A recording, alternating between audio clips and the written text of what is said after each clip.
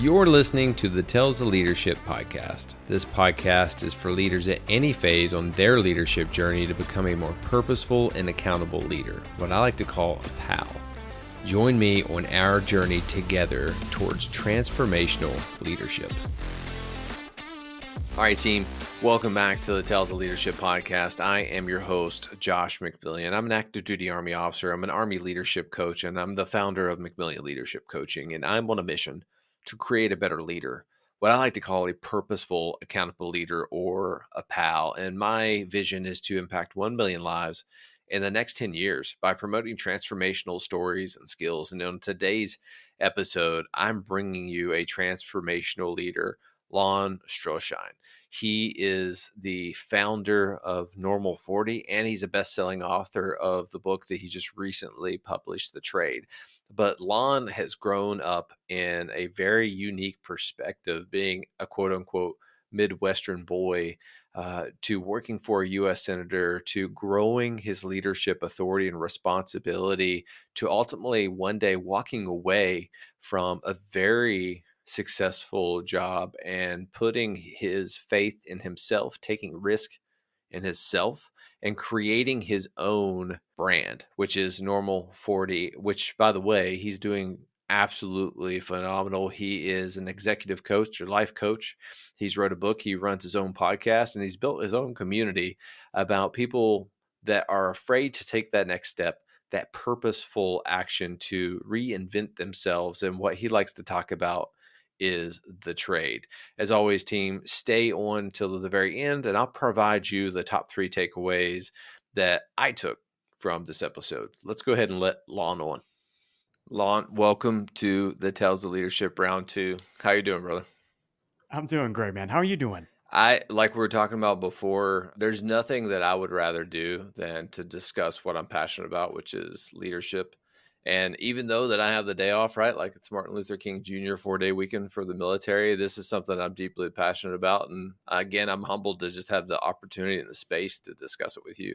Oh, man, likewise. You said this is 2.0, and what people probably don't realize is that we tried this 18 months ago, and we got done, and the audio was somehow had a bug in it, and we weren't able to do it. And if we can recreate that, even though neither one of us can probably remember what we really rambled about, if we can recreate that, this is going to be absolutely a treat.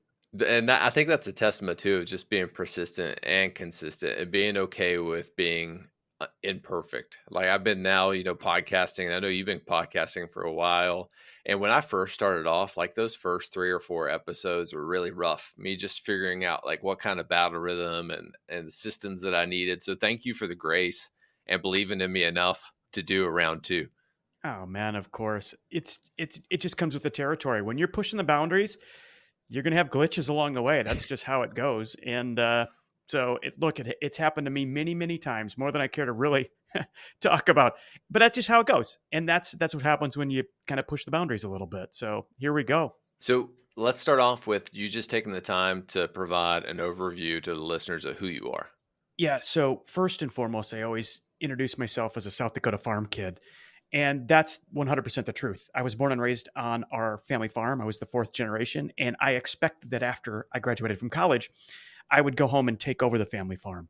Well, it got to be January before my graduation in May of college, and my phone rang, and it was a United States Senator's office. And he asked me if I would be interested in going to work for him to help in the state, but to help create the next farm bill, but to also be his eyes and ears while he was in Washington, D.C.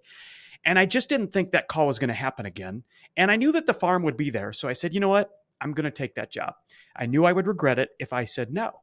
So I took that job, and I did that for about 5 years. And in the process, I met an individual who had a very substantial family-owned bank in my home state of South Dakota.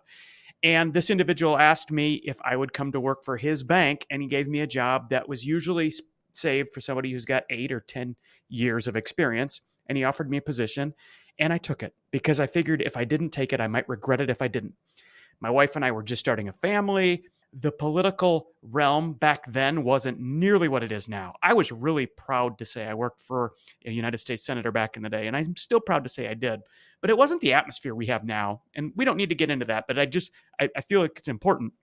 I was really, really proud of the work I was able to do there. Going to work for a bank, I got to learn about profit and loss from other people and good business and bad business. And it taught me a whole bunch about who really had money and who didn't, who looked like they had money but didn't, who looked like they didn't have money but did. So all these things, and it showed you, look, you've got to ask some questions before you go ahead and make a judgment on whether somebody is creditworthy. Well, that translates into everything.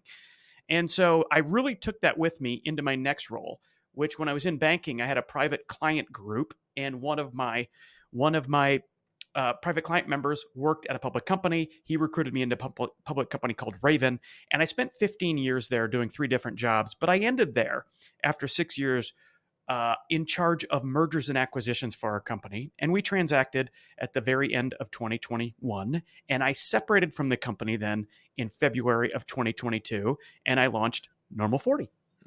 Dude, that's amazing. And you said a couple of things in there that I'm really curious of how you developed that mindset about making decisions that in the future that you knew that you potentially would regret, and that you just decided to jump right in. One of the words that you always use and I love is on mission, because we use that, I think, within the military as well. So here you are, I don't know how old you were. We'll just say 18, 19-year-old kid growing up on the farm in the Midwest, and the U.S. Senator calls you to help chase significance, not success, and putting you in that mindset. What helped drive you in making that decision to, hey, let's go chase this hard thing? Yeah, great question.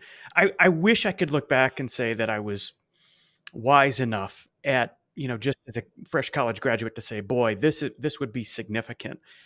No, man, it was cool. It was going to work for a senator, and it was what I should do next. But your question is this: how did I weigh that? And I'll tell you, one of the hardest things that I've done in my life to this point, Joshua, is to go home and tell my dad, after it had been understood from my siblings generationally, the family business, the farm that was bought and lost in the 30s and bought back, I was going to take it over. That was the expectation. So it was a hard decision for me to say, am I going to go home and am I going to take over the family farm? Or am I going to answer this call? And I looked at it, and I wrestled with this a long time, but the very central question that I came back to again and again and again at 3 different points in my life was this: if I get 1, 2, 3, or 4 years older than this, or past this moment, and I don't do it, if I pass up this opportunity to go work for a U.S. Senator, will I regret it? And my answer was yes. I couldn't imagine sitting in a tractor cab for 10 hours a day, wondering what would have happened if I'd have just said yes. It would have gnawed at me and eaten at me my entire life. So I had to say yes. I had to go figure it out if I was capable of doing it. So it was the central question that I used every time I've made a major life decision. Will I regret it if I don't? I love that, man.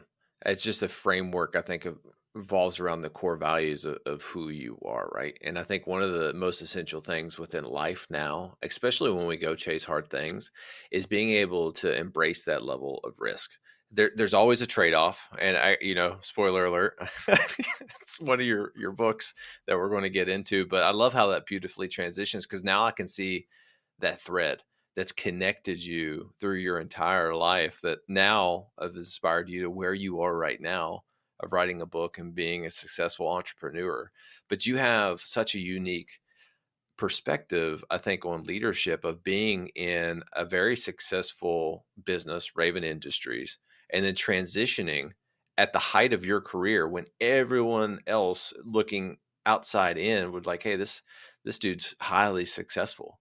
He has everything. He has the car, he has the money, he has the house, he has all of those things. But you internally, were not happy. And you said it so nonchalantly, but you were in 3 jobs in Raven Industries. So international sales, vice president of business development, and the CEO of the senior director of corporate development within there. So you continue to climb that ladder. What I would love to know, in the 12 years that you worked in Raven Industry, what allowed you to continue to climb and gain more influence and authority? A couple of things. One, I had a boss who believed in me.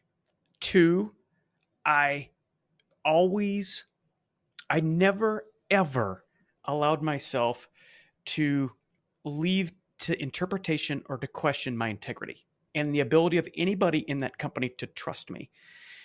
And so when you work through a company and you just work hard, you're going to go a long ways.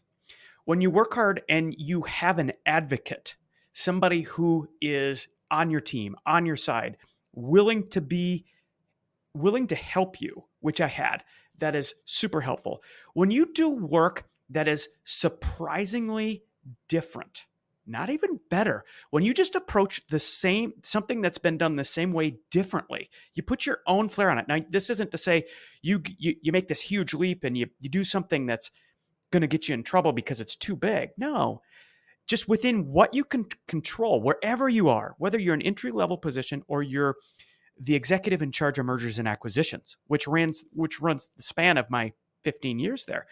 When you were just figuring out how you could approach a problem differently and provide a perspective that was different, all of a sudden it establishes you as somebody who's willing to do things that are approach from the standpoint of curiosity rather than conviction.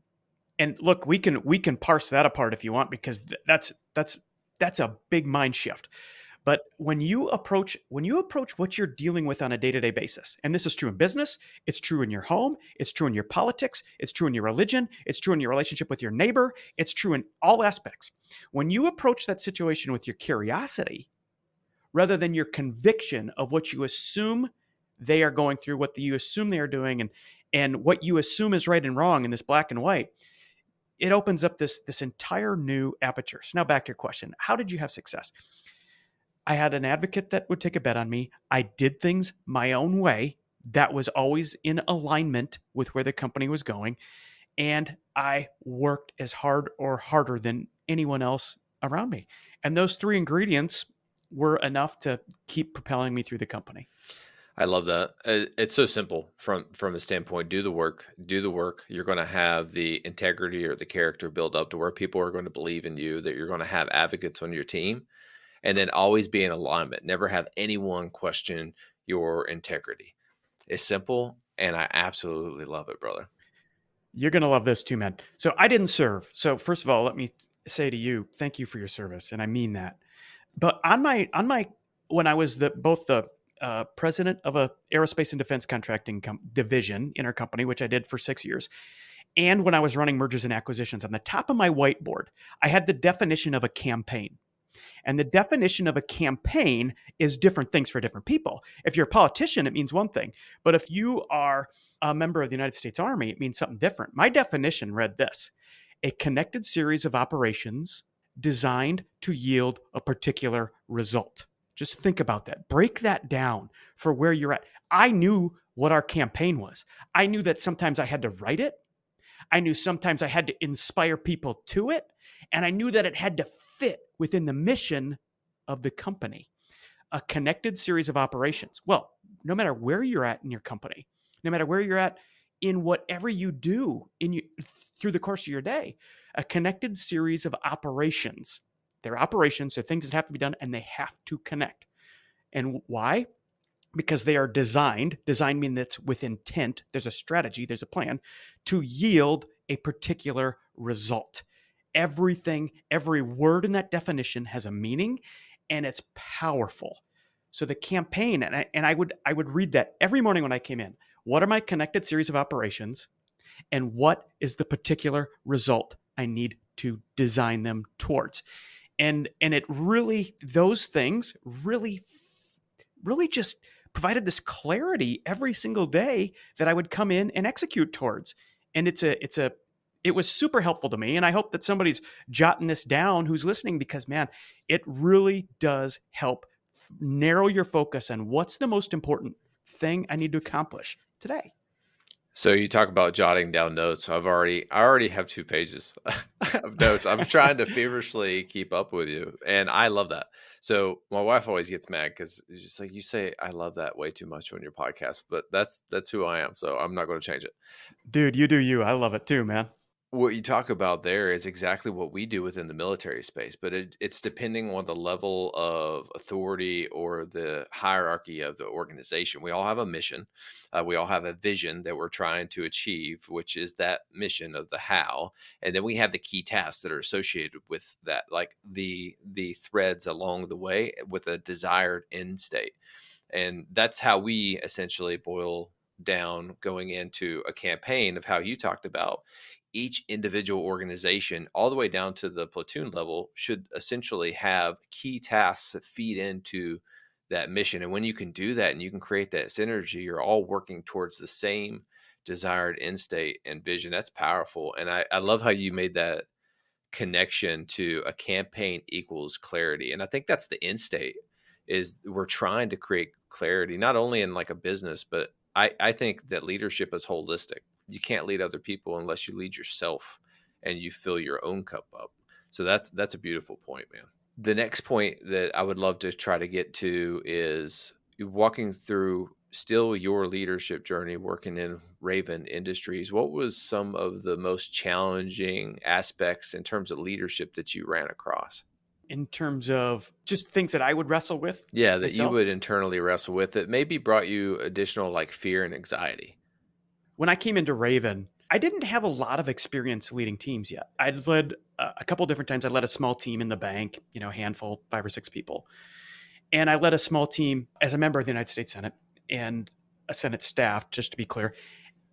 And so when I came into Raven, I immediately on day one had still a small team, but a bigger team than what I was used to. It was probably 15 people. Yeah. And I remember from that point on, I thought that kind of my job was, as I was working to establish myself, I felt like my job was probably to show how smart I was and how I understood the mission and how I had control over all of the things that I should have control over.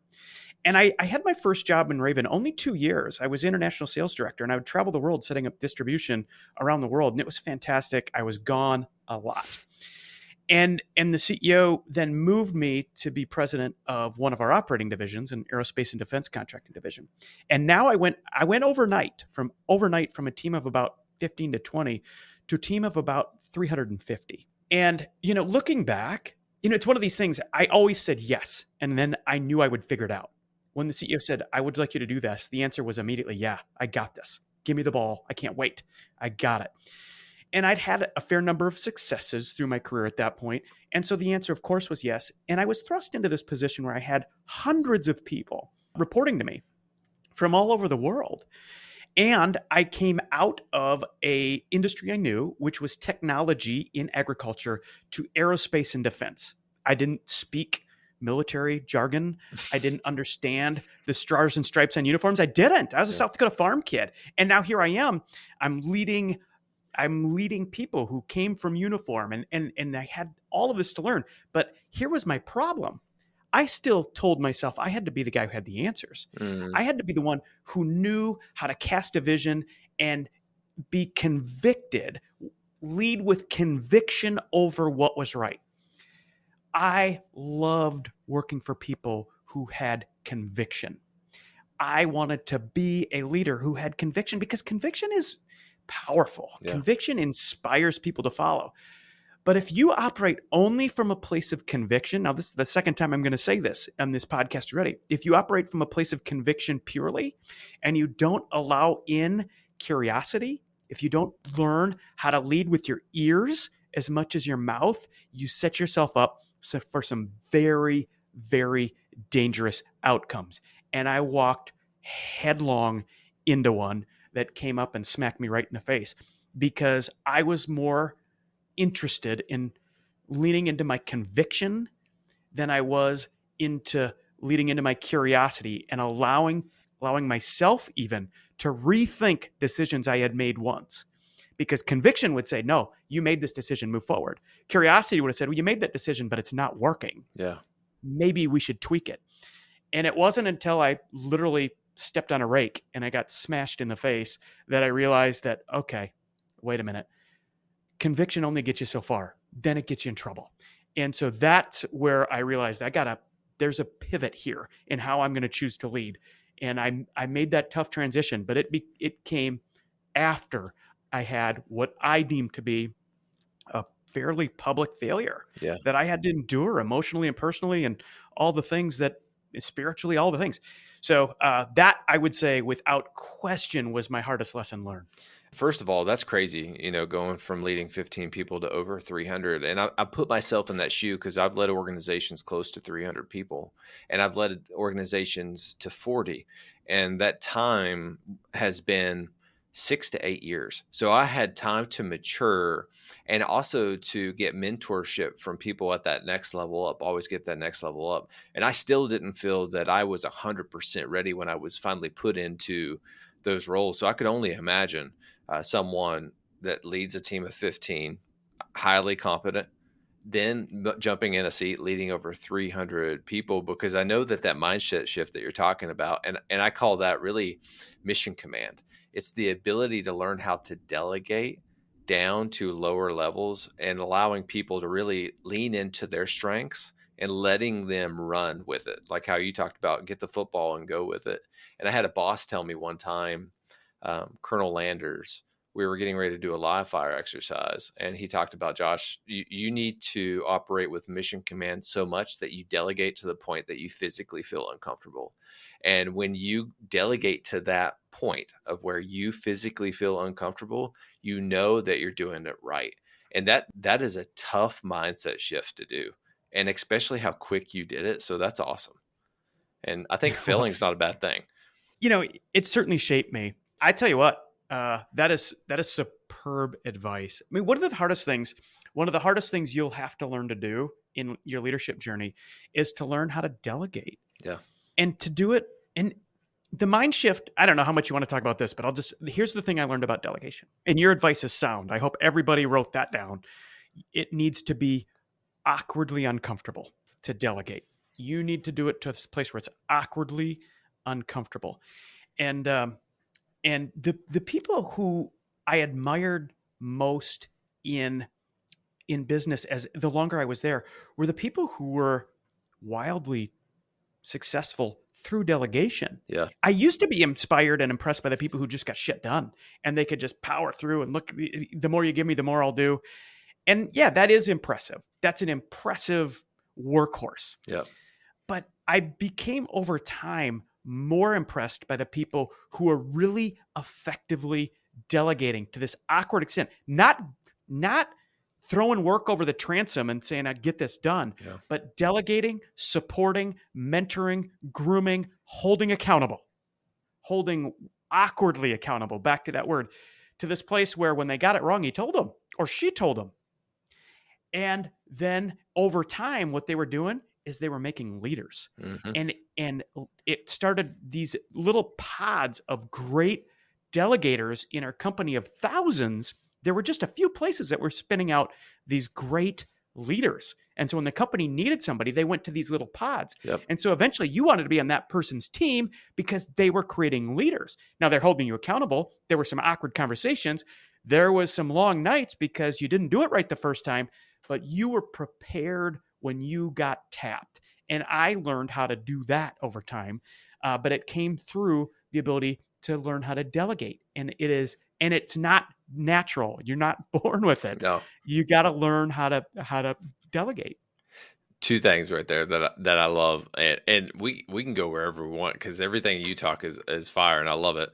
So delegation allows one exponential growth because now you're working together as a team. So where one could do something, there's always a capacity. Like, Lon, if I give you a task and I keep giving you more stuff, at a certain point, you're going to hit your limit where your cup is going to overflow. And then we talk about rubber and glass balls. Rubber balls can bounce and it's okay because we can pick them back up. But when a glass ball breaks, it's shattered. And the amount of work to get that back to a functioning state is almost impossible. But when we learn to delegate, then we can give, I call them rocks. We can give those rocks to everyone on our team so those rubber balls never drop. And then it's just like a beautiful orchestra of where you can continue to grow and can continue to grow. And there's really no limits associated to it. And another point that I just realized when you said it, the second benefit is creating leaders. And it's a pipeline. 100% if it's a pipeline, if done well, of where your organization not only is delegating and growing, but you're also creating the leaders for tomorrow that is going to allow for that sustained growth to continue. Boom. You just blew my mind. Yeah. And you see it. If you go back, if the people listening, just go back to any business, any place you've ever worked, and you'll identify the people. They're probably the people who annoy you at first. It's like, this person doesn't do anything. They delegate everything. And now there's two types of delegators. There's the ones who just give work away and they don't follow up until it's due, and then they get pissed off when it's not right, and nobody likes that person. And then there's the coach delegator, the one who doesn't say, hey, hit a home run and I'll see you at home plate. The one who says, no, you're holding the bat wrong. No, you don't swing at that pitch. No, when you're down in the count, the one who coaches you through it and holds you accountable to it is the one who delegates best, so that they're building trust in what they can give you. And we can all look back and identify, well, yeah, the success I had, the boss I actually loved most certainly wasn't the one who let me get off easy. And it certainly wasn't the one who just gave me work and then when it wasn't right, let me hang out to dry. It was the one who challenged me, coached me, mentored me, and showed me that I was capable of being better than I thought.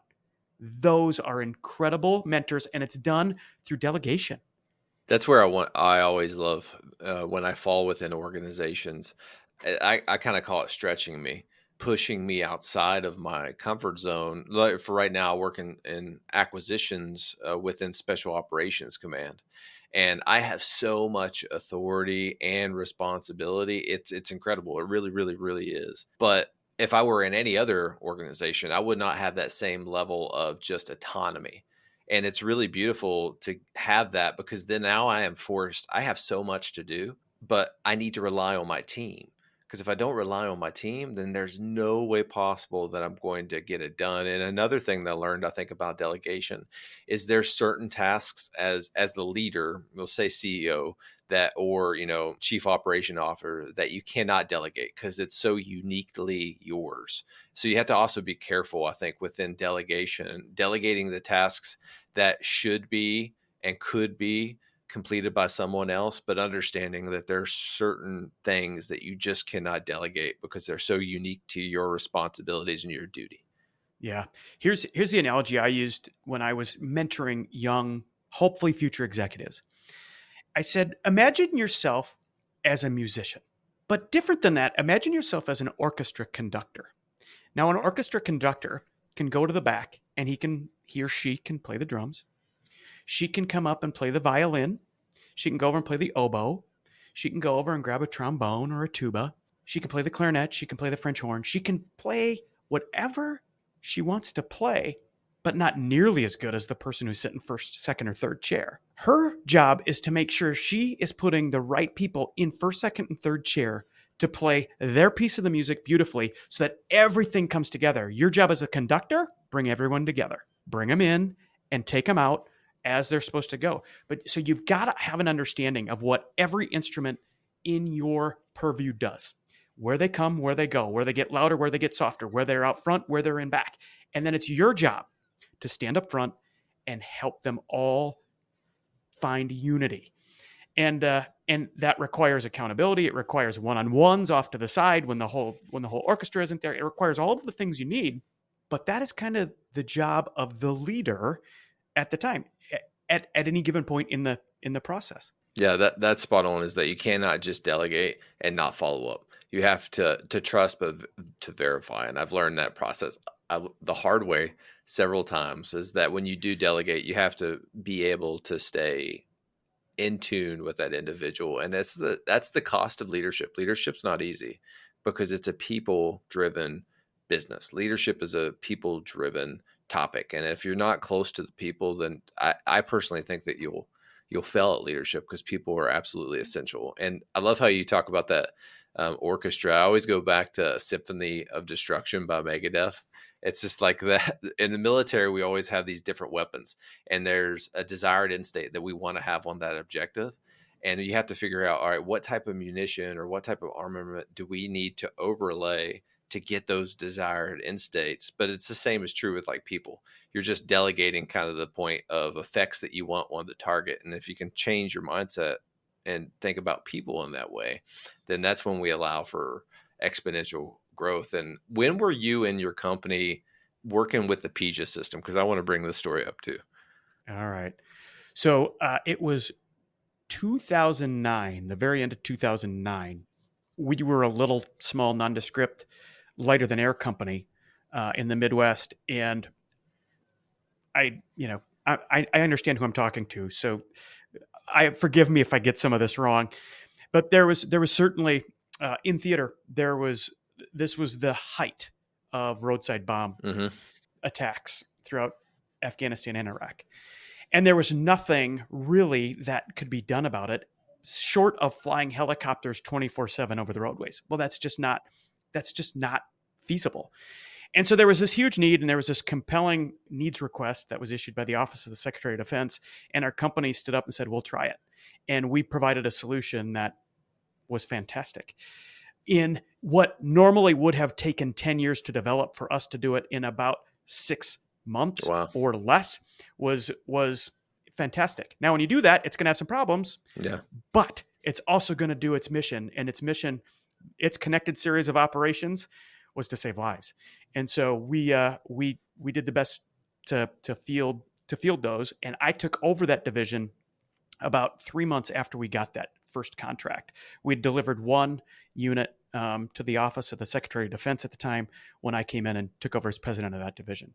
And I led it until the first of 2016, the end of 2015. So we use that almost every single day when we were in Afghanistan. I remember the first time that I pulled into RC South. I say pull in when I flew in on a CH-47, and I was looking around. It's like almost like Mars, right? Like everything's like this weird red clay, weird mountains everywhere. Just a different world if you've never been there. If you ever go to El Paso, Texas, it looks a lot like that. But when I saw these balloons like floating through, I thought that I was on an alien planet because I had no idea what they were. But then I grew to love them so basically what it is, it's a tethered blimp with about a $10 million, very sophisticated camera inside that, if I remember right, could allow you to zoom up to, was it 5 kilometers? Somewhere in there with good clarity. We would use it for counter IED deterrent all the time, and with great effects. We would use it for our actual maneuver operations because we could then overlay those. So we would have different COPs or compounds, and we could overlay those PGIS cameras to where we didn't really necessarily have any dead space outside of like our organic UAV platforms that we had. I loved it. Then there's a crazy story I told you I was going to share. So Evergreen Chopper, which essentially is just a civilian bird that would come in and out of COPs, was coming in. The balloon was fully up, I think whatever altitude that could be. The propellers from the Evergreen Chopper come in, cut the cord, and this PGIS camera goes floating off with the whole balloon. It ends up going like, I think almost like 50, 60 miles. And our mission was, hey, go retrieve that thing. So we basically shot down one of your balloons because we didn't want the camera to fall within the hands. But that was the craziest mission I think I've ever been on, of like, hey, go shoot down a balloon. Okay, sold. I'll go do that. So here's what's funny. I remember that. Oh, really? I was on the calls. So because our team was on daily calls, same time, same day, with people who were in theater. And I remember when that happened, and somebody, I didn't realize it was a civilian helicopter. I thought it was a military one. Doesn't matter. The result was the same. Yeah. Away it went. Yeah. And you guys had to scramble to go get it. But that's exactly right. I mean, the payloads on there, I have no idea if they're still classified, but at the time were highly classified as to what was on there for all the obvious reasons. And so to make sure that the United States government, retrieved it was super important because the payloads on there, yes, there was EOIR, vision, but there was more than that was on there. And it was really important that we get that back and that it not fall in the wrong hands. But that was just a day in the life for you guys back then. Yeah, it was like we would do 2 to 3 missions a day, but I really mean that. That system was integral in the success of everyday missions that we had, because it also saved us the ability so we didn't have to go out and do a counter or a presence patrol to keep a lock open. We could just scan that with a preset screening criteria of making sure that a lock was open or a passage, which was awesome. Yeah, so thank you. And I wanted to make sure we brought that up because I genuinely appreciate that. So kind of walking back into, your leadership journey. You make it to the height of your career and then you decide, hey, this isn't for me. Walk me through how you made that decision. I was 46 at the time, maybe 45, but in my mid 40s, I was leading mergers and acquisitions for the same company. I'd moved on from leading this aerospace and defense contracting division that you and I were just talking about. And I was now a corporate executive leading mergers and acquisitions. And I had achieved more than I ever thought I would achieve, Josh. I had just done really well. And I'm not saying that to toot my horn. I'm just saying it just kind of happened. And I would come into my office and I never came in and I was never unhappy. I didn't have this place where I was fed up or tired of a situation. I was never trying to escape something, but I would come into my office and I would leave my nice house and I would drive my nice car into my nice office and I'd sit down at my nice desk on the executive level and I would open up my computer and I would feel this thing in my gut and I would think to myself, well, is this it? I'm 45. If I'm going to work for the next 10 or 15 or 20 years, is this it? Is this what I have to give to the world? Mm. And then I would slam my computer shut and I'd get frustrated with myself and be like, well, if this is it, shouldn't I just be happy, damn it? Yeah. Shouldn't I just give thanks for the fact that I've got my health, I've got a great family, I have the nice house, the nice car, the nice office, blah, blah, blah. And shouldn't I just be happy? And then I'd guilt myself into saying, suck it up and go back to work. And I would.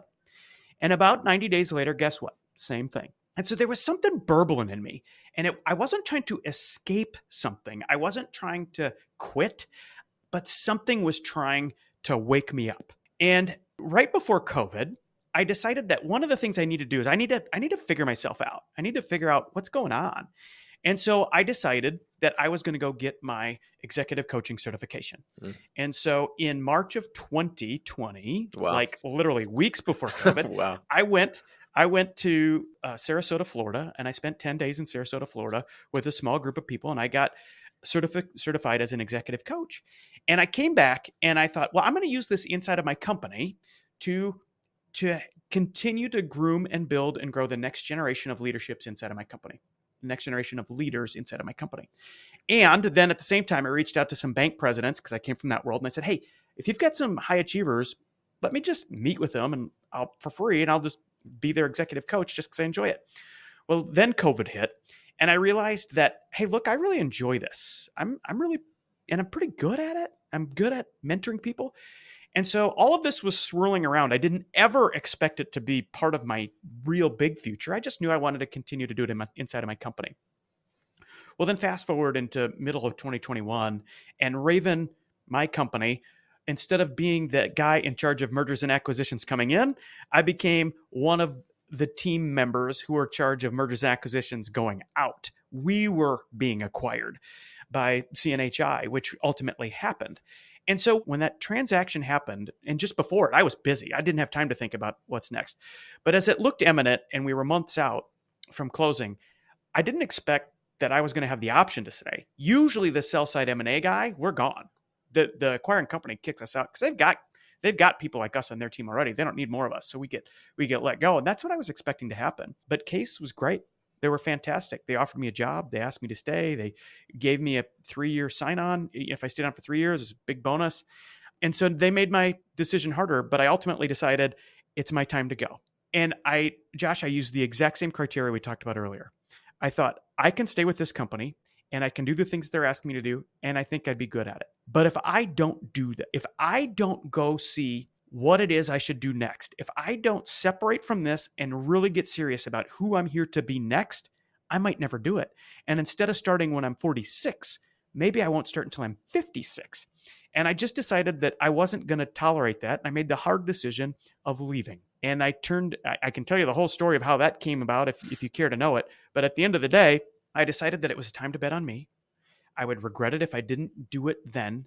And I separated, and I didn't know what I was going to start. I didn't know what business was going to be. I didn't know if anybody would show up. And fast forward 2 years, it hasn't even been 2 years since I've left, but it's coming up on it. By the time you put this out, it'll be my 2-year anniversary. And I just couldn't be happier with the decision I made. Team, let's take a quick break from this episode, and I want to share an additional leadership resource with you, and that is one-on-one leadership coaching through McMillian Leadership Coaching. So what do? I help leaders discover their purpose, create a long-term growth plan, and take inspired action. I believe everything rises and falls on leadership, and regardless of where you are in life, one fact is true. You are a leader of others, you are a leader of your family, and most importantly, you are a leader of yourself. To lead others well, that starts by leading yourself well. If you want to learn more, you can go to McMillionLeadershipCoaching.com and schedule a free call today. Back to the episode. That's amazing, brother. Every time that I hear someone who does a major change in their life like that, it brings me a little bit of anxiety, to be honest with you, because I've been in the military since 2008. At this point, I have been institutionalized. You can use another word if you want for that, but that's inspiring that you take a bet on yourself. And I always said this in the military, and I genuinely mean it. The day that I show up to work and what I do is no longer fun is the day that I will get out of the military, because at least from my standpoint, military leaders have to have that emotional intrinsic motivation. And you had that same type, I think, of spark within your own personal life. Is like, hey, is there more to life? Am I called to do something greater than what I'm doing right now? Am I happy, and am I actually improving the organization? And I'm sure you were, but you weren't happy. And then you were able to identify that and then go take a bet on yourself, which is, I honestly, hearing your story, I think COVID was probably a blessing, where I know it wasn't a blessing to the world, but for you, it gave you the space and the time probably to think. And then that chain of events of where your company was getting acquired, it almost just sounds like, it was meant to be. Like you were supposed to break away, and then you start this thing called Normal 40. What was the spark behind that? Here's the spark. The day I left, it was February 1st was my last day at Raven. And so I woke up the next morning, first time in my life, since I was, probably the first time since I lived at the farm, I didn't have W-2 income. Well, I guess I didn't have, my whole point is, it's the first time in my professional life where I didn't have a W-2 income. And I woke up and I wasn't sure how I was going to feel about that, because I didn't have a plan. And I woke up that morning early, like I usually did. And I opened my eyes and I realized, you know what? My bed is soft. My wife is still here. The carpet was soft. The bathroom was warm. My running shoes were comfortable. I went for a run that morning, and it wasn't a release of stress. It was an expression of joy. And I had this wonderful ease about my decision. And I realized in that moment that whatever I do, I don't know what it's going to be. I don't know what it's going to look like, but it's going to be me. It's going to be mine. It's going to be pure. And I went to LinkedIn, and I had a really small following, probably 600 or 700 at the time. And I wrote that is essentially my post, was some version of, I woke up, the carpet was soft, the bedroom was warm, the run was great, and I'm going to be fine. I'm going to figure this out. And in that moment, Josh, my inbox blew up from people from around the world who said, I feel the same way. How did you know this was your time? How did you know you'd be okay? What are you going to do next? How are you going to make money? What'd your wife say? What'd your boss say? And I realized, wait a minute. There's a whole bunch of people who feel exactly as I was feeling before I left. They're wrestling with all the things I'd been wrestling with for the last 2 or 3 years.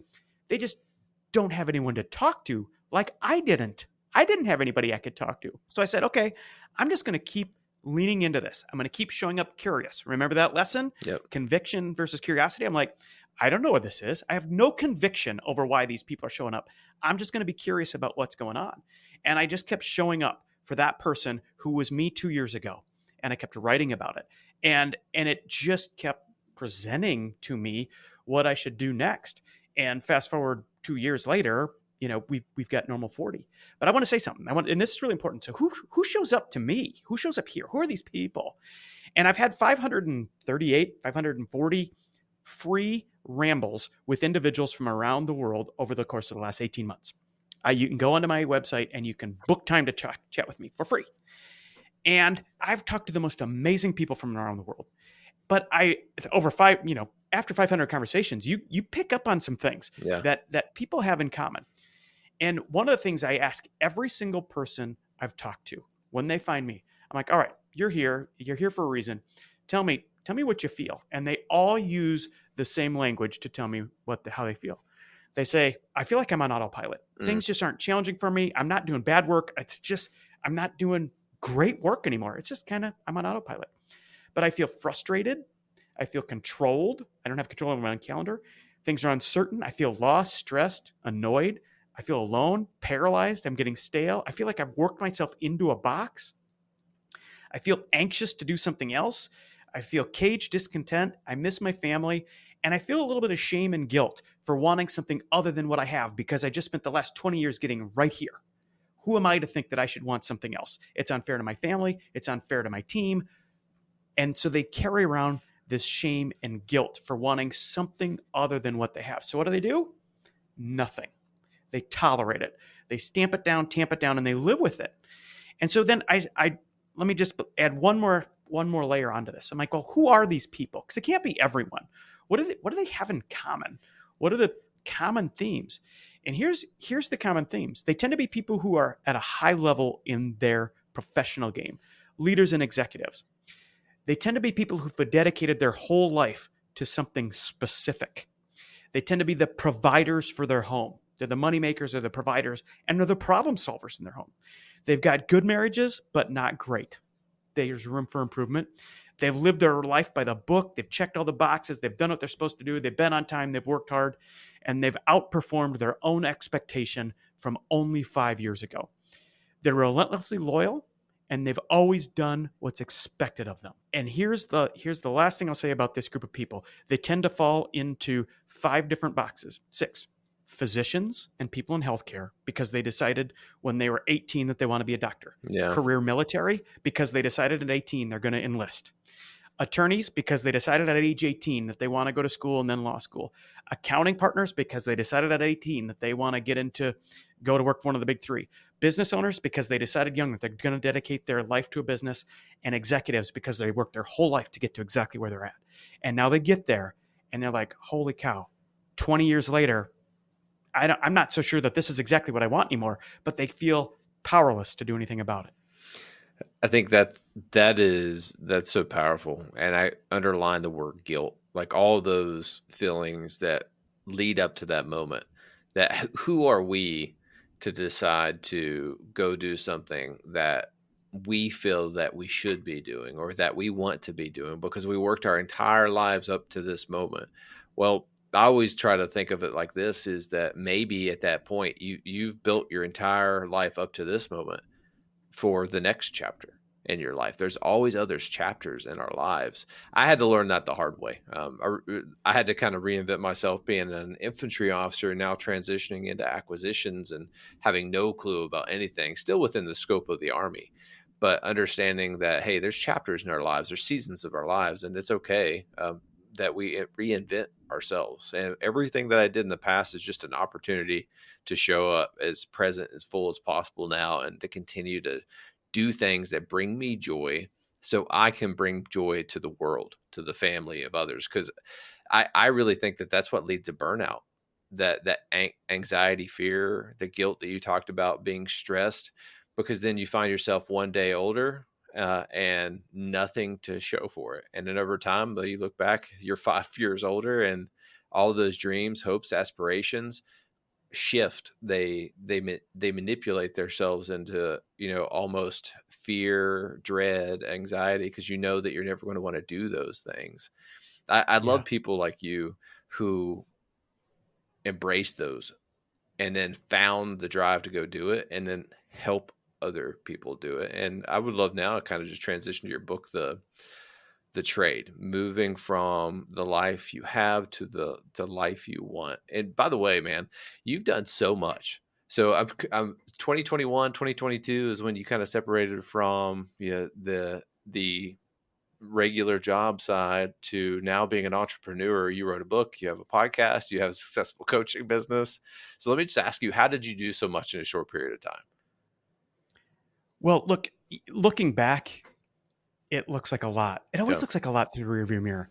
And it looks impossible looking forward. And that's it. That's a key point in my book, actually, is never underestimate how different your life can look in 1 year from now. But here's the thing, you have to actually start. Now, this is important. I quit and then I started. And some people do that. Some people do that on their own accord. Some people get let go and they have no choice but to then start something else. But you don't have to do it that way. The whole premise is this: you can start from wherever you are. If you have 1 week, 1 month, 1 year, 1 decade left of whatever chapter you're working on, if you've got another dance, start working on it, because you'll be amazed at how different your life can look in 1 year from now. So, looking back, it just like, well, look, I'm a businessman, I'm a hard worker. This is how it's supposed to be. It's just, you make progress every day. And, but certainly, I think from the outside looking in, it's like, well, boy, I can never achieve that much. And I just want to remind people that's baloney. You absolutely can. Anybody can. But the key difference is I started. I actually started, and I'm doing it. And that is so different than just thinking about how different it could be or might be. But you actually have to start. And by the way, one more thing, and this is really important, starting is easy. You just have to try something. Just do something. You don't have to quit in order to start, but you do have to start if you ever want to quit. I think a testament to that is our first podcast. Yeah. I just tried it. It failed, but hey, I continue to keep going and keep moving forward, man. I love that. I wrote it down, is that sometimes you need to quit to start. And then I thought about aspired versus practiced actions. So we have to be purposeful in our actions. What are we thinking that is aspired, and what are we actually doing that is practice within our lives? And then I don't know if you've ever heard this or not, but it's the rule of 100%. And I don't even know if it's an actual thing, but I saw it on Instagram, and it talks about the power of just continuous action. It's a beautiful way of expressing it. So over a course of a year, if you dedicate 18 minutes a day to one thing, let's say you want to be a better soccer player. So 18 minutes a day, you play soccer. For the whole year, you'll have dedicated up to 100 hours. And at the end of that year, you'll be in the 95th percentile of soccer players within the world. And I think that's just the power of consistency and compounding, because over time, it's always rough at the beginning. Like my daughter with wrestling last year, not so awesome. This year, she's doing phenomenal because she built upon those skills. And at a certain point, you're going to have a learning curve efficiency of where now it's all clicking. And then it's just easy for you what was hard yesterday. So anyway, sorry, you got me fired up. Yeah, no, man. But you're nailing it. You're nailing it. You know, we sometimes overthink what it means to start. We assume it has to be public and it has to be visible and it requires a press release. I mean, we're so tuned into a grand opening, this big splash, and like this announcement of I used to be that, now I'm this. Look how, and I just want everyone to take a breath. That's not what it is.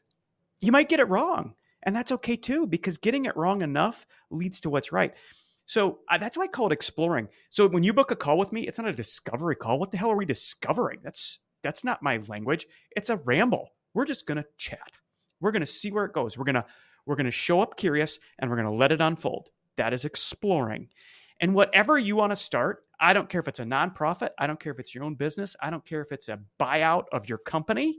Literally, start exploring what it could look like. That's it. One tiny step. You can do it by yourself. But find a community. My biggest thing is find a community who think like you, who are where you are on your path, because it is going to hold you accountable. Sure, accountability is good, but it's going to inspire you to move forward. And that's really what you need. You need courage. Everybody really wants to wait until they're confident and before they start. They want to be confident that it's the right decision, confident that they're going to make money, confident that you're not going to get that. That's not how starting looks. You don't start with confidence. You start with courage, and you lean into that courage and you explore, and then you build confidence. But you have to start with courage. You have to do the thing that feels awkward. But when you do, man, you're going to feel different in your day. That Sunday pit you have every single Sunday at 4:30, or that huge pit you have in your entire chest the day before your vacation is done, actually about 3 days before your vacation is done, all that shit, all that goes away when you have something else on the sidelines that you're betting on, that you're working through, that you're testing, you're exploring. All that goes away because that's where your energy goes. You said one more thing. You said burnout. I think burnout isn't being overworked. I think it's just working on the wrong stuff, the stuff you're not passionate about anymore. You could have been passionate about it at some point in your life. You could have been passionate about it for most of your life. But when your passion is somewhere else, burnout comes from not from putting too much work in. It's from the point you're working on the wrong things and you're not chasing what you know or you believe is next. I think that leads to this discontent, which is another way of saying burnout. Yep. The way I see that is purposeful action is like a tire. If a tire can spin, right, and just doing work and it looks like it's busy, but really it's not because there's no traction. But the moment that you add purposeful action to that, you have spikes within the tire, then you gain momentum. And momentum is required to accelerate in life because we all hit roadblocks. But when we gain momentum, it doesn't matter when we hit an obstacle because we can accelerate beyond that. But if we don't have traction, you're never going to move. You're always going to find yourself in the present. And the one thing I would love to talk about your book is I think there's a 4-step process that you kind of walk through within this book without giving it all away, right? Because I know that people need to go buy this. Could you share a couple stories from that? Yeah. So there is 4 steps. And look, I will give my book away. I'll talk about any portion of it. It's not, I wrote the book. My mission, Josh, and we've talked about this, my mission literally has become to inspire the change in 1,000 lives. And my metric is to get 1,000 notes of thanks. My book was never written to make me rich financially. My book was to make me feel rich spiritually. And every day I wake up and I get these notes of thanks from people from all over the world, and it makes me feel rich. It probably will never make many mortgage payments, and that's okay. Yeah. That's not what I designed it to do. But here's what I went through every time. So we talked about my career changes, and we talked about, well, I regret it if I don't, blah, blah, all of those things. Well, I realized that as I was coming up to that, there were 4 things that I was wrestling with, and we've talked about one. The first one is knowing when you feel different. When today doesn't feel like it did yesterday, your excitement is something's changing inside of you, and you accept that. You have to see it, appreciate it, and accept that there's a change happening inside of you. And when you do, the process goes like this. You got to start exploring something else. You got to test something. You have to take some time by yourself, selfishly by yourself. This process is a very selfish process. It is. So take some time by yourself and explore what it is that might be next, what it is that might be calling you. Don't use the wrong words here. Don't say, what is it? Who am I here to be? Those are the wrong answers yet. Those are the eventual answers. But just what might it be? Talk to a friend, hire a coach. I'm here to tell you there's a reason why people become coaches, because they get hired. The great ones do great and they change lives. Hire a coach and start exploring. What might it be? Start letting yourself come out of your shell and start exploring. Then when you've identified a couple things, start learning, start investing your time and learning about it. Now you are learning and investing. That's step 2. And you're giving part of yourself to something. It's more than just internal. There's something external going on.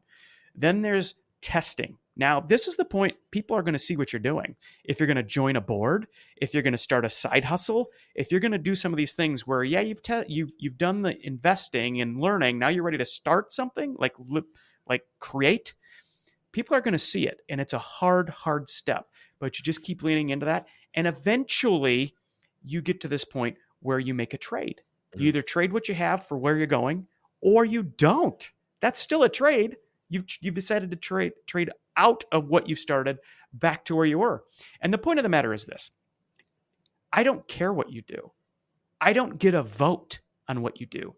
My whole premise is do the math. If you get to this place in your life where you feel like your best days are upon you, they're right here, and they're not where your feet are, you're not going to be able to live out what you are here to do and who you are here to be by staying where you're at. You've got work to do, and you owe it to yourself to start something. I don't get a vote. Josh doesn't get a vote. The only person who gets a vote is the person who's feeling that way. And you have got to start that process, and you've got to start exploring. And so that's the whole premise of the book then is to be an insurance policy against future regret, to ensure that you don't get 5 years older or 10 years older and look back at this moment, the moment that if I'm talking to you and you're feeling it, you feel it in your gut, you see it in your head, and you're like, holy shit, this is exactly how I feel. My best days are here. My best work is still inside of me. I don't know how to let it out. What am I going to do? I'm telling you, get selfish, start exploring, and don't let yourself get 5 years older than you are right now and look back at this moment and say, God dang it, why didn't I do something? I knew how I felt. I heard that dude on the podcast talking about this, and I decided to do nothing. I didn't talk to anyone. I didn't join a community. I didn't even reach out to Josh and say, hey, thanks for putting together this great leadership podcast. It's changed my life. Don't be that guy or gal. Do something. Do something small, but do something for you. You have to do it. I'm going to say it again. I love that. So I think one of the biggest misconceptions, I think, within leadership is taking the time to take a tactical pause, to set back and really evaluate our surroundings. And a lot of the times, and I know you talked about like it being selfish. I think that is an unselfish act, because when we can show up in this world as like our true authentic selves of who we're supposed to be, we can create so much more change. And I had to mentally shift my brain of thinking that, hey, investing as Josh is selfish, because I had to go, like literally from 5:30 in the morning when I was going into work till sometimes not leaving work till 7:30 at night when I was in command. It was dark when I went home. That was the most miserable time. And then it was dark when I got home. And sometimes my kids were asleep the entire week and I never got a chance to see them. And then I realized quickly is that there has to be a trade-off. What you just said, I love that, is that we understand the emotions that we find ourselves in. And then we need to invest in ourselves, figure out what is the next course of action that we want to go take, or how we want to improve our current surroundings, then test those things and make it public. And I love how you talk about making it public too, because then you're adding accountability to it. Because when you share it with other people, then people can hold you accountable to what you're trying to do, because we can't do it ourselves unless you're Jocko Willington, right? And you have extreme discipline. And then the trade-off, because then we're going to come to a moment in time of, is this more important than that? And there has to be sacrifice, because we can't have too many irons in the fire. And I love how one of my friends talked about this, is that when we have too many irons in the fire, what it does is it displaces the heat. So none of the irons ever reach the temperature enough to be molded or malleable to make into that weapon. They're hot, yeah, but it still didn't get to that desired heat to make the tool that was originally designed to do. So you can only have so many irons in a fire. And that metaphor always plays back into my mind. So I have so many people in this podcast, and this is where I want to apologize to you, is that I have not read your book yet, but I promise you in 2024, I will read your book. Dude, you're good. I promise you're good. Look, I named the book The Trade because you realize that there's certain points in your life when what you need to do next is no longer obvious, and it can feel irresponsible, and it's usually not free. And it requires then you to trade something. It requires you to give something up in order to pursue what is next. And for so long, I think you go through your career and people take bets on you. I talked about people always taking bets on me. And for as long as people were taking bets on me, what was next for me was always obvious. It always found me. Well, I got to be in my mid 40s. There wasn't going to be somebody next to come along to take a bet on me. And my option was to stay where I was or trade it for who I was capable of being. It wasn't obvious. It wasn't free. It was a trade. If it was obvious and free, it would be a gift. It's not a gift. It's hard. It's hard work. But man, is it worth it? When you come out there, you're going to learn when you do this, it is impossible to look back. I've never met a single person who made the trade and looked back and said, boy, I wish I wouldn't have chased my dreams. I wish I wouldn't have taken a bet on myself, even when it doesn't work the way they wanted it to. Nobody gets to the end and says, I wish I wouldn't have tried. Everybody gets to the end and says, I wish I'd have started earlier, or I wish I'd have tried when I knew it was my time. Yep. You just have to push yourself outside of that comfort zone. It's time for our final show segment that I like to call the Killer Bees. These are the same 4 questions that I ask every guest on the Tales of Leadership podcast. Be brief, be brilliant, be present, and be gone. Question 1. What do you believe separates a good leader from a great leader? A great leader learns how to lead with his ears or her ears versus their mouth. And you make that transition usually later than you wish you would have. But once you do, you change lives. Yep. Spot on, man. Number 2, what is one resource that you could recommend to our listeners to grow?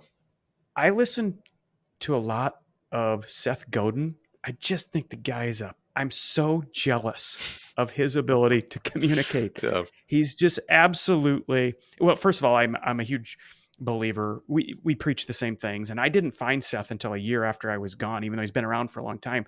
But man, I just think he's absolutely brilliant. And I just love how he communicates, what he preaches, little P preach. And I just think that's absolutely fantastic.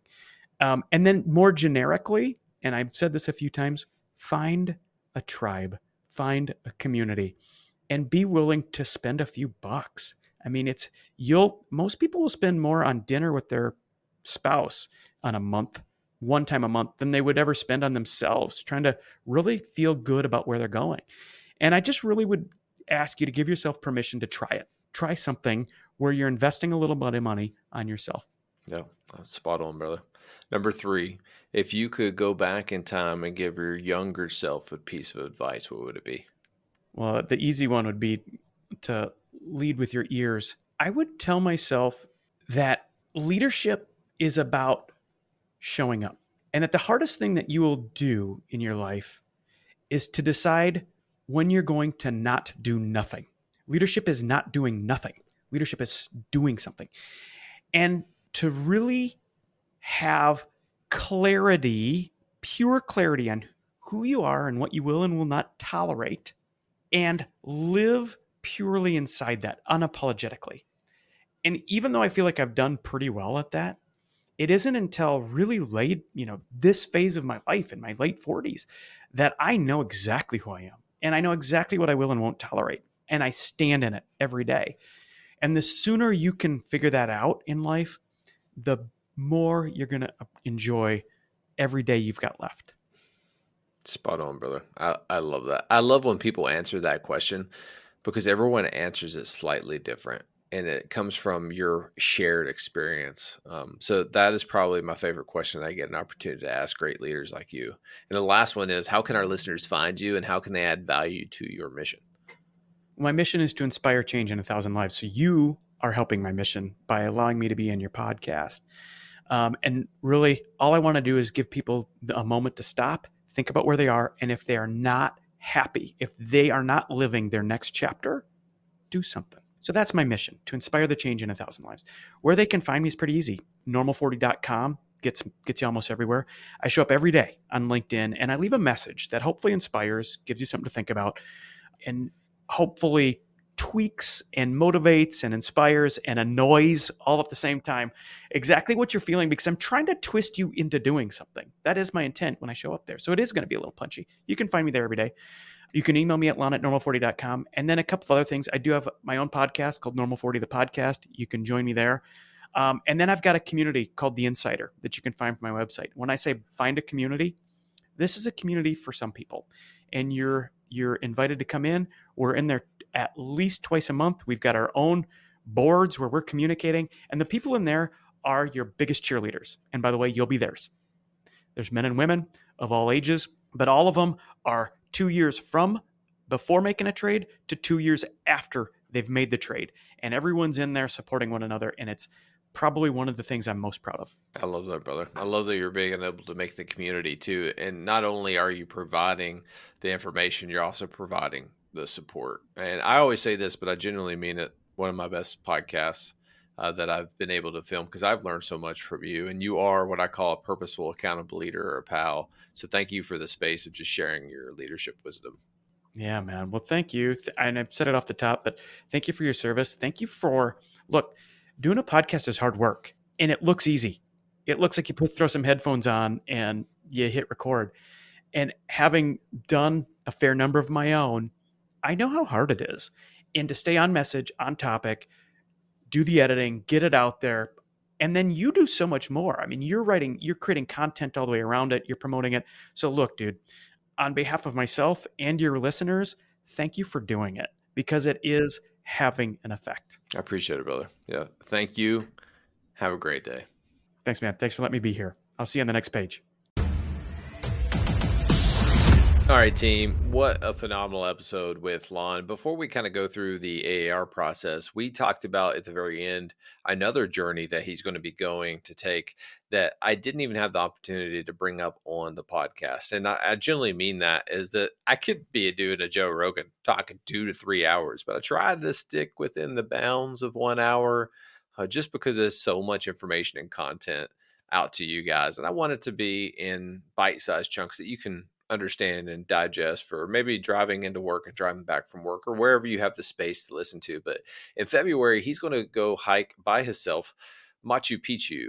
And his kind of goal is to find a place that allows him to share that experience with other individuals. And within that space that he's building within the Normal 40 community, he would like to have other people attend this with him, maybe on a yearly basis or whatever it is, but as a opportunity to grow, meet new people, and put yourself in uncomfortable situations. So if you're interested in his journey that he's getting ready to take, I highly recommend that you go to his LinkedIn page and follow him on LinkedIn. So let's just jump right into it. So what are the top 3 takeaways? The first one that we discussed was curiosity and conviction. And I think that as you grow in your leadership capacity, you have to understand that curiosity is essential for growth because it allows for open-mindedness, and conviction is a very closed-minded way of thinking. And as we gain more title, more authority, more responsibility, we have to shift our minds.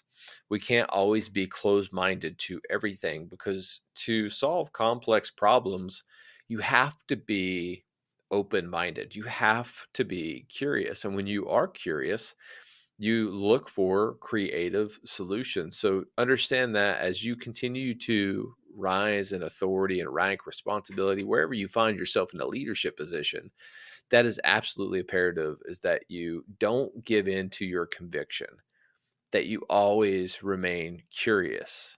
The next key takeaway that I have was we talked about the power of delegating. Again, as you gain more responsibility and authority, the one thing that is going to make or break you is how you delegate. Number one, do you trust your people enough to delegate authority down? And I brought up the topic of mission command, but number two, are you delegating the right things, or are you just task dumping on your team or everyone around you? And it's funny, as I go through these podcasts, I reflect on my life, and I also find myself task dumping sometimes on my wife, right? So I'm an active duty Army officer. I film all of these podcasts. I do a lot. I manage my social media. I do a lot of things. And sometimes I find myself talking to my wife as an employee, like, hey, it'd be really great if you could handle my social media, or, hey, you should start doing this for our podcast. And I find myself understanding that there are certain things you just should not delegate, especially to your wife, right? But that's just a point of vulnerability. Whatever job you have, There are distinct and specific tasks and responsibilities that you have that you should never delegate. And you need to understand what those are. I can't tell you what they are because I don't know where you find yourself, but you need to understand what they are. But 90% of the things that you could be doing should be done by someone else. And I always ask that question. Should someone be doing this other than me? And could they do as good or better of a job than me? And if the answer is yes and yes, always delegate those things to the right people, but also delegate to make sure you're not breaking your team. Make sure you're sharing the burden. If you have a rock star on your team and you continue to give them tasks, there's going to be a certain point where those glass balls that we talked about in this podcast are just going to start to break. But when you can learn to delegate effectively, it does two things. Number one, it allows for exponential growth because you're really not ever cutting off your potential to grow, because as you get more tasks, you can delegate those down. And number two, you're creating an internal pipeline to create future leaders. So not only are you delegating tasks, you're creating future leaders, which in turn can build more authority and delegate more responsibility down. So as you grow, you're growing internally. And that's so beautiful. So understand that as a leader, when you delegate to the point of being uncomfortable, you are succeeding. So I challenge you, go be uncomfortable. Delegate stuff that someone could be doing and should be doing, and figure out what those red lines are of things that you can't. And the last key takeaway that I have is sometimes you need to quit to start. And that's true. There's a trade-off. This is the whole theme in this episode, is that no matter where you find yourself in life, every single journey we are on, there is going to be a hard stop, right? Like I'm in the military. At some time in my career, hopefully not near future because I love what I'm doing, I will retire. And the service to my country as a active duty service member will end. When will that happen? I don't know. I can't tell you. But there'll be a trade-off. I will give up my uniform to potentially be a more active father, to go chase some dreams of mine, to go get that PhD in leadership that I wanted to do, to go write a book, to go full-time in entrepreneurship and build a community, and be in this full-time, being active and maybe having active people on my podcast. I don't know what that is, but there's always a trade-off. Wherever you find yourself right now, there is always a trade-off. And that's not necessarily a bad thing. You have to give to sacrifice, and you have to give up to receive. So you need to understand that. What is the trade-off that you find yourself in? And if you understand where you're going, what's aspired and what's practiced, right? There's a certain place that we're trying to go, a desired end state. Are you saying the right things, or are you doing the right things? And I broke that down to aspired or practiced actions. And you have to understand those. So team, do me a favor. If you like the content that I'm providing or bringing to you guys, do me three things. It would mean the world to me. Number one is share this podcast with anyone and everyone, because everyone is a leader. Number two, make sure that you rate this show. No matter what you're listening, no matter what the platform is, or however you can do it, make sure you leave a comment if you can, or leave a review. Go to McMillionLeadershipCoaching.com, read some of the additional resources that I provide you, to include this podcast episode with a fully written article to summarize all the key concepts. And then the final one is support the channel if you can. And you can go to Tales of Leadership /Buzzsprout, or you can go to McMillion Leadership Coaching, find any of my podcast episodes, and you'll be able to figure out how to support the channel from there. But as always, team, humbled and honored to continue to have this platform to help bring light into this world and build more purposeful, accountable leaders. And as always, I'm your host, Josh McMillion, saying every day is a gift. Don't waste yours. I'll see you next time.